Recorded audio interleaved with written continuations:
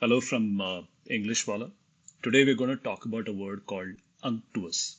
Now, unctuous is a word which you don't commonly encounter in conversation, everyday conversation, but it's a good word to know if you're trying to master a vocabulary list or you're trying to appear for a competitive exam like GRE or GMAT or TOEFL, where you're being tested for your ability to deal with slightly more rare or complex words when they're used in a conversation.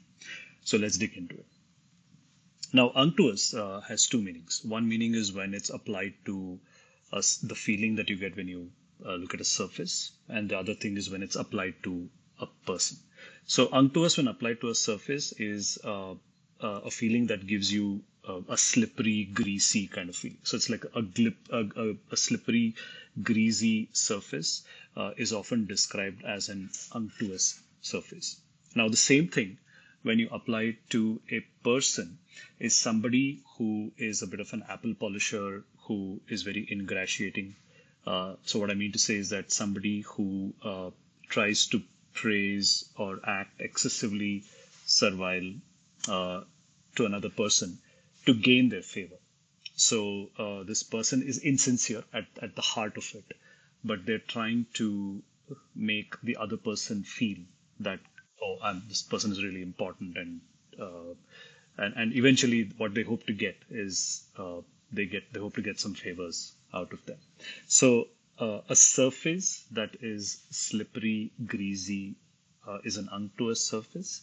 A person who is insincere, ingratiating, indulging in excessive and false praise of another person in order to get their favor, something out of them, is an unctuous person. So that's as far as the meaning is concerned. Now, you may be tested when it comes to the synonym. So, and they may give you unctuous and say that, which of these options or possible meanings could it have, in which you have to pick, you have to figure out whether they're talking about a surface or a person. So you have to pick slimy, greasy, false, not genuine. That's the kind of stuff that you need to pick from a synonym point of view. You may also be tested from an antonym or an opposite word point of view, in which case you have, if they say unctuous and pick the word that is opposite in meaning. So somebody who's genuine would be the direct opposite of being unctuous. So I hope this was useful. I'll be adding more and more words, more complex words that you don't come across, and words that can be confusing. So stick around, subscribe to my channel English Wala, and you'll see a lot more videos from me on this.